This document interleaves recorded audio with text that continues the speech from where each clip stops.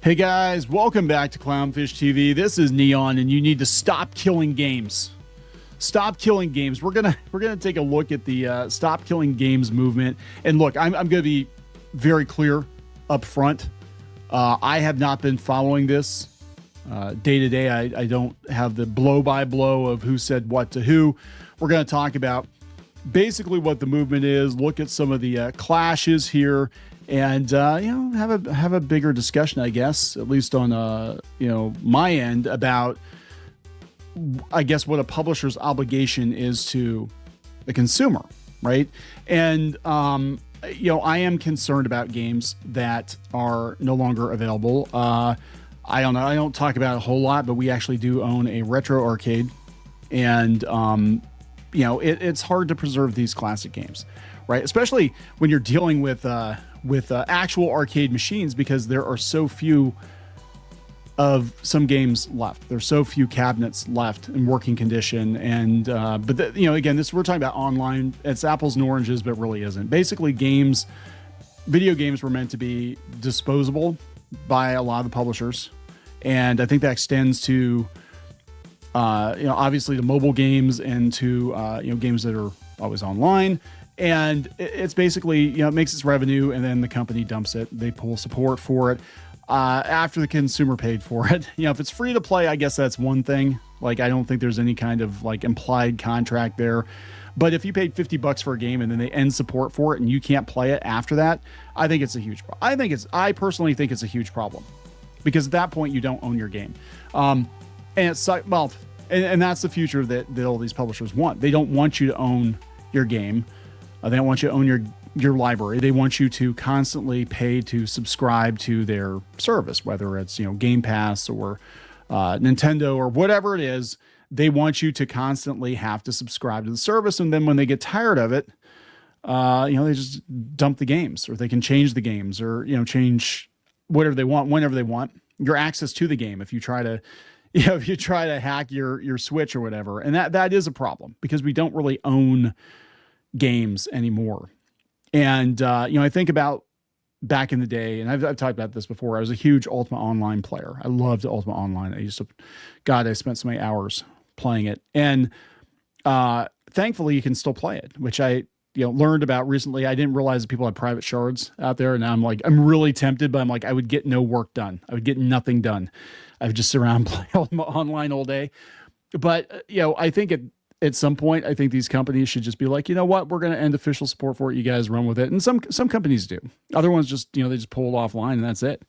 You're out of luck, bro. You paid your $50 or whatever. You might have spent thousands of dollars on skins and loot boxes and whatever, but that's on you. That's a you problem. Maybe it isn't. Maybe it isn't us problem.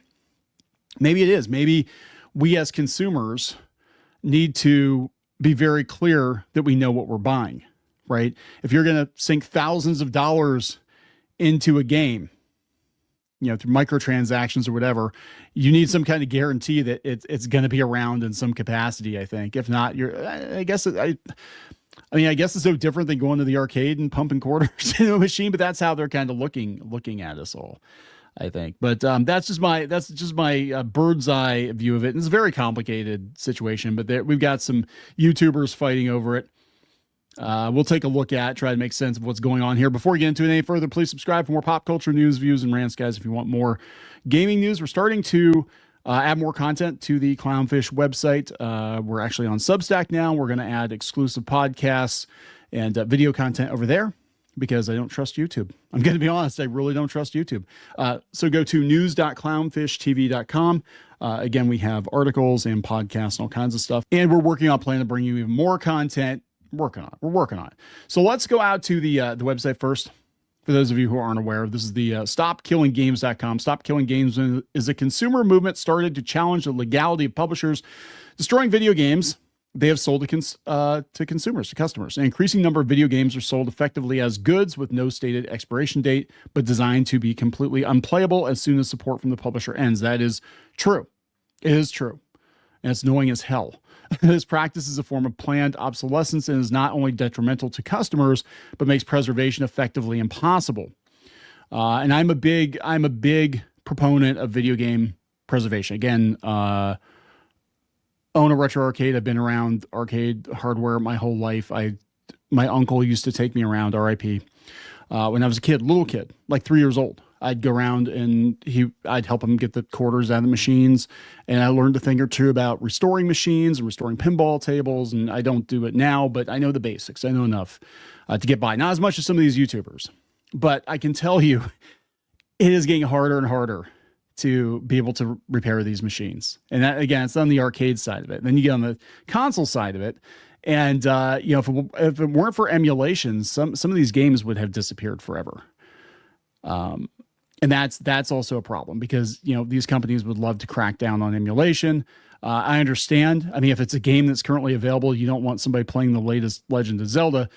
But if it's a game from some publisher that went out of business 40 years ago, what's the problem? Now, I mean, it's either that or the game just disappears completely. And a lot of these companies have basically disappeared. That made a lot of these vintage games, or everything has been sold and resold so many times nobody has a clear line of what are the rights on this thing, and that's an issue too, I think. Furthermore, the legality of this practice is largely untested in many countries. Okay, again, I understand it's apples and oranges, but I just want to be clear up front. I'm going to be biased because I'm a big proponent of video game preservation. I think it's very important. I think it's very important to be able to preserve games. We should have a catalog and archive of every game ever made for posterity. Because I think it's important. I think it's culturally important that we have that. Over the past year, we have successfully escalated complaints on this problem to consumer agencies in France, Germany, and Australia, and have brought forth petitions for new laws on this problem to various countries. A list of the actions taken to date can be viewed here. As of 2025, most consumer action on this matter has concluded, and we are awaiting decisions on it from several governments. However, there are a few remaining avenues left where people can participate if they're eligible. So this is the European Citizens Initiative. Man, over 500,000 signatures. Okay. Petition UK government, contact. See, I think that the thing is, I don't think the government thinks it's important. I mean, they've spent so much time demonizing video games, or video games are just fodder, that who cares if they pull a game offline, right? They don't care. They really don't care. It's like a website going dark, right? Those remaining options, unfortunately, exclude citizens from other countries from participating directly, but all other options, okay. Yada, yada, yada. We're currently not seeking funding for Stop Killing Games. So let's go out here. There is an article out here that kind of encapsulates what's going on. So was the Stop Killing Games movement? Viral clashes on MSN, by the way. Viral clash between Accursed Farms and Pirate Software explained. We'll look at a clip here. Pirate Software apparently stepped in it with this. They said at the heart of a growing online movement, Stop Killing Games calls out developers for pulling the plug on live service games too early. Created by YouTuber Ross Scott, Accursed Farms, it quickly gained support until Twitch streamer and indie dev Pirate Software pushed back. What started as a campaign for game preservation has now spiraled into a full-blown creator feud. Here's what's going on. Now, this is where you kind of lose me. Like, I don't know what the hell is going on with these guys. But, I mean, if you're asking me at the top level what my stance on this is that yes, I do believe it's important to preserve these games. There are games and companies in video game history that have been pretty much lost to time, and we've only got scraps, things. And I understand that, if the company itself doesn't care, why should we care? Because I understand, video game enthusiasts and comic book collectors, and a lot of us are completionists. We want the full story, right? And comic books are the same way. Comic books were disposable kiddie fare for years, and it took a long time for them to be considered like serious art, right? But people still don't consider it serious art. Same with the animation. It was kiddie fare, and a lot of stuff had been lost to time. And if it wasn't for fans, preserving works, the companies would have gotten rid of them a long time ago and seen to it that stuff just disappeared because they don't care. They're not making money off of it. They don't care. And that's basically it. What is Stop Killing Games? Launched in April 2024 by Ross Scott. The Stop Killing Games movement is all about preserving access to online games after official support ends. I think publishers should think about this. There are several games that, even if it's the time sink, like we invested so much time in this and then it just like disappeared. So Ross argues when studios make a game dependent on servers and later shut them down, they're essentially selling something with an expiration date without telling players. It's planned obsolescence, he says, unfair to buyers and harmful to gaming history. I do agree with that sentiment. I do. Now, if they start getting into a pissing match, that's, the movement has gained real world traction with petitions in Europe aiming to legally require publishers to offer offline versions or alternatives when live service titles go dark. I think that is, I'm torn because you don't want to tell the publisher what to do, but I think if you're going to try, if it's free to play, that's one thing. I think if you're going to charge people for it, $50 for this game, there better be an offline version of it, because you have to have something, right? If you paid for a good, there has to be something that you actually own, in my opinion. Not everyone agrees with it, most notably Pirate Software. In a widely shared YouTube video, Pirate Software called the movement vague, unrealistic, and dangerous to game devs. He argued that the initiative is too broad and lacks clear solutions. Maybe it creates legal and technical burdens that most indie studios can't afford. It could hurt the industry by setting unrealistic expectations for all online games. I remember, and look, I'm going to have to go through and watch his entire video. We'll play a clip here of these two kind of. Yeah, I love when YouTubers argue with each other, and it's like they're talking to each other, but not directly to each other. They're not in a chat together. They're not doing a Zoom call together. You know what I'm saying? They're just I'm going to respond to his video, and then I'm going to respond to his video. It's like, oh, come on. This is it's ridiculous. But yeah, I would have to watch this whole video and see what his points are. I understand it would be a burden to smaller studios. My take on this is if you're a larger studio and you're selling somebody a product, it's not a free to play thing. Like Fortnite could disappear tomorrow. I don't think there's any legal obligation to keep. Fortnite is basically a website, right? You're going, and it could go dark. But if you're charging somebody $70 for Fortnite and there's no offline version of it, that is a problem. That's a huge problem. I think it's a huge problem because you have nothing. I guess, buyer beware, but you literally have nothing. So let's take a look at this. Pirate criticized Ross's suggestion to use this as a political tool. Okay, that I don't agree with. Claiming it misdirects lawmakers from urgent tech issues. Let's take a look. Thankfully, someone backed it up, and I figured, okay, he hates this. It was thrust upon him by his viewers. I'll just leave him be. Well, that was a mistake on my part, because then he went on to make more videos about me and the movement. So is this something he's just making a whole bunch of videos about this. All right. So this guy is a developer though, Pirate Software. So, he's probably going to come out from a different angle than, again, a casual who doesn't develop games, but would like to see games preserved. Now reaching over 1 million views, still broadcasting the wrong information on us. I guess I'm being petty here, but this is alien thinking to me. Why would you call someone out, then run away from a conversation with them when they say there's a misunderstanding, but then go on to make more videos calling them out? Sir, that is not gentlemanly behavior. Okay. I love these internet slap fights. People wonder why we don't go on more live streams with people, and they wonder why we don't clan up with other people and we kind of stick to ourselves. It's because it always gets weird. Just saying, it always gets weird. But yeah, if you're making a bunch of one-sided videos about it, and if you're actually lying about it, then that is an issue. All right, I know this is going on too long, so I'll get to the final point. Okay, let's get to the point. Thor misunderstood the initiative, misunderstood our intentions, and misinformed a lot of people about both. Okay. But the irony is, I think he would have hated it even more if he did understand it. Because first, he doesn't see any of this as a problem. Gaming isn't in need of saving. Oh, no, I disagree with that. Right up front, I disagree with that. I think there are so many problems in gaming right now. I think it does need to be saved. I think it needs to be saved from developers, from greedy corporations. Okay. No, it's not a form of planned obsolescence. It's called the game no longer being profitable and we turned it off. Again, it's just wading into it, surface level, trying to look at both sides here. and not getting into the weeds. And I understand a lot of people are probably watching this video being like, I've spent the last 2 months following this. And yeah, okay, whatever. I'm not one of those guys. I'm busy. I got a real life here, right? Sorry. No, that was mean. I shouldn't have said that. But no, I haven't been following this super closely. Just off the top of my head, just my gut reaction is, if you paid for the game, there should be something that you actually own. If you did not pay for the game, again, free to play, then yeah, the company can turn it off. It's just like a website. But if you actually paid for the game, I think there needs to be something that you can be like, look, I can't do PvP anymore, but I can still play the campaign or something. You know, I mean, that would just, to me, that would be like the ethical thing to do. Be like, yeah, it's like your game doesn't just become useless.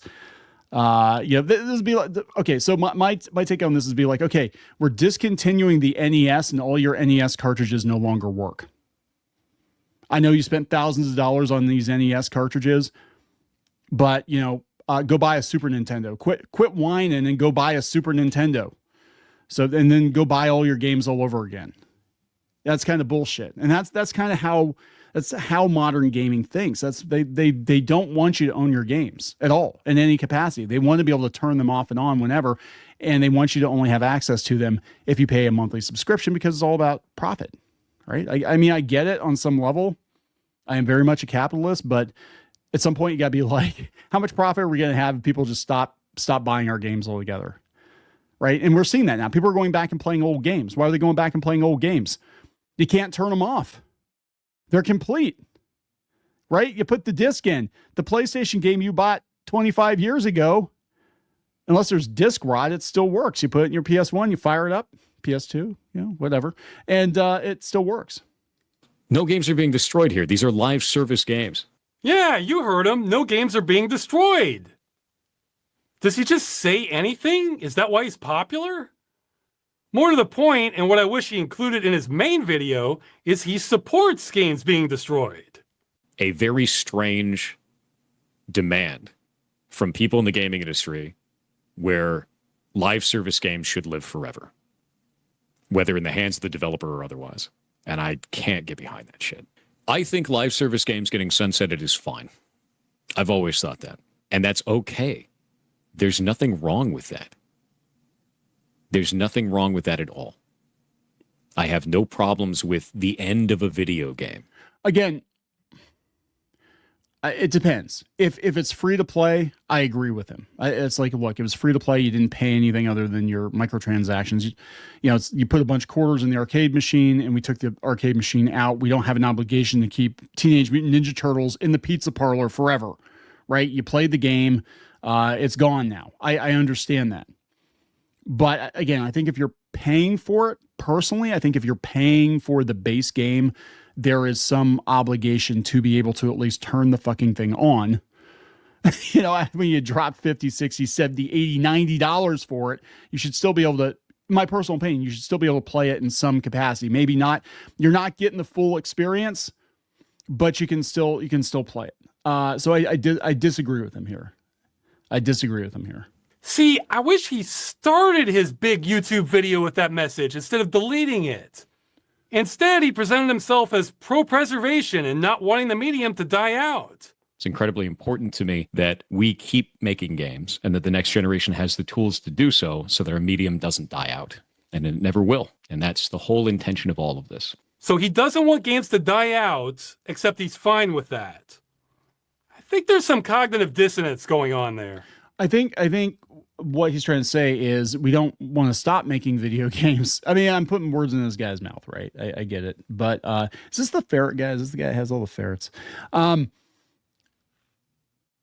I'm also like, this is how the corporations think. They're like, oh, well, if we take the old games away and make them unplayable, it'll force people to play the new games. So we always have revenue coming in, right? And this is why I think they're freaking out so much about retro gaming being popular now. Because you're not giving them money. You're buying everything secondhand, right? You're going back and playing games that you bought 25, 30 years ago. And we're seeing this huge resurgence in games getting released and re-released. And, just this year, so many retro games getting remasters or reissues or whatever. And some of it's about saving money, I think, in development. But a lot of it is because they know that's what players want now. But they'd rather you buy Final Fantasy Tactics from them than go track down a used copy of it, because they're not making money on that used copy. So we'll offer it to you. We're going to change the script, make it more PC or whatever the hell they're going to do, but we'll give it to you. So you just buy it from us because it's way easier. I mean, I think about it, and in some ways it is easier because I went to a vintage store not too long ago. I took my daughter, and she's really big into Pa Rappa the Rapper now. And yeah, we had the HD version on the PS5. And I wanted to get a hard copy of the original because she has my old PS2, which still runs, by the way. I mean, we got that when Geeky and I first got married. She bought me a PS2. And what wife would do that? I mean, seriously, like, thank you. She's awesome. She's awesome. Those girls are out there. I'm just telling you guys right now, if you're like, I can't find it, no, they are out there. They're hard to find, but they're out there. So yeah, she bought me the PS2, and it still works. We've never had any issues with it. Now my daughter has it, and she plays it. And she plays Space Channel 5 on it, and she wanted hard copies of the Pa Rappa games. And my God, Pa Rappa is like $150 now. I swear to God. I'm like, Pa Rappa was incredibly common, but I sold so many of my PS1 games because I wanted to consult. Well, one, I needed the money, but I had a ton of JRPGs. I did, and they were in like pristine condition, like Lunar's back out now and all that stuff. But it's not the same. You don't get all the stuff with it. And I wish and on some level I wouldn't have sold, but I had Mega Man Legends 2 wrapped. I think it was still shrink wrapped because I never ended up playing it, and it sold for like a ton of money. But I played it years later emulation, but I actually had the hard copy. And yeah, people want that though. But again, Capcom's not making money if you buy a used copy of it. So this is I think they're freaking out. I think the video game industry, especially with all the layoffs, they're realizing that unless they pull this bullshit, again, this is my personal opinion, unless they make these games obsolete, players will default back to old games because the new stuff isn't that good. I think it's a multi-tiered problem. That is my personal opinion on it. And he's against killing single-player games that only have a DRM check, okay? But then says people who buy single-player games with more than a DRM check are stupid, and he doesn't play those. I don't buy games that are always online single-player games. I refuse to play those because it's stupid. Yeah. That's some tough talk coming from a fan of Diablo 4. It's actually really freaking good, dude. The game's fantastic. Itemization is great. Systems design is great. Storyline has been fantastic. The characters are good. The voice acting is great. So is he saying he wouldn't have played Diablo 4's single-player campaign if it didn't have forced multiplayer also, even though he's praising it and appears to be playing solo? Or is he saying that people that just wanted to play Diablo 4 single-player are stupid? I admit, I got lost on his stance there. I mean, this is really getting into the weeds. I'm just going to tell you, because you're watching our video. We're not going to watch all his video, but I'm just telling you, my personal opinion is if you paid for something like a Diablo 4, you have to buy it, right? There needs to be a single player element. I think they need to tell people. I mean, I know it's stupid, but they have like epilepsy warnings. They have trigger warnings on games now. Tell them there's no guarantee that this online game is going to be online forever. I know it doesn't need to be spelled out, but I think it should be spelled out so people understand. Like, just so you know. And in some games, you don't even get a year out of them. Like if they're look at Concord, huge failure, 2 weeks. Now I think they refunded people's money, but I think if the game had been online longer, they probably wouldn't have. They would have been like, well, you got a year or two out of it. Yeah, it's on you, man. You took the chance, and that's it. People aren't taking chances. Again, it's a multi-tiered issue. People aren't taking chances on new games because most of them are always online. And you have to be online. Like, hell, we lost our power a month ago. I think it was about a month ago. And I wanted to play my Switch. I'm like, well, I got a ton of Switch cartridges, right? I've got a ton of games I can play. No, I can't because there's no internet. So my physical cartridge or card, I can't play on my Switch because I'm not online. And that's fucking stupid. I believe that's fucking stupid. So I played my Atari instead. I played my N64 instead because they work without the internet, right? And that is annoying as hell. And I hate that. I'm like, if I have a physical cartridge, I should not have to be online at all. That's I have a huge issue with that. Do you have the rights to this game? I'm like, yeah, I fucking bought it. Do you want the receipt? I bought this game. I have the fucking rights to play this game. No, you don't, because we can't get online and check and see if you have the. I was like, shut up. Yeah, so it's a huge issue, right? So this is coming from spilled.gg. Okay, spilled.gg. So yeah, Stop Killing Games was launched by Scott in early 2023. It's about pushing for new rules requiring game publishers to give players a way to keep playing games online after services get shut down. Again, I think the rules should be different. If it's free to play, if you pay for it, yes. I think as a consumer, yes, you should have some way to play it offline. The initiative isn't asking for never-ending support from developers. We're just saying that when companies are done supporting a game, they should offer some way for players to keep playing what they've already bought. I agree with this. 100%. I agree with this. Pirate Software made a streamer and indie developer known for early access game Heartbound made a strongly critical video about SKG that Scott says totally twisted what the campaign's about. In the video, Pirate Software made the initiative sound vague, impossible, and even shady, telling people not to back it. Heartbound, did he get canceled? Hold on. Oh yeah, okay. I have this game. I have this game.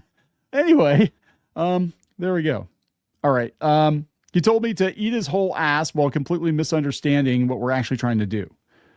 Then Pirate Software doubled down when faced with explanations instead of clearing things up. The Stop Killing Games campaign has been circulating petitions in the EU and the UK, utilizing the European Citizens Initiative process, which requires 1 million signatures from at least 7 countries. Okay. Scott admits the path is getting tougher. Yeah, they don't care. They don't care, right?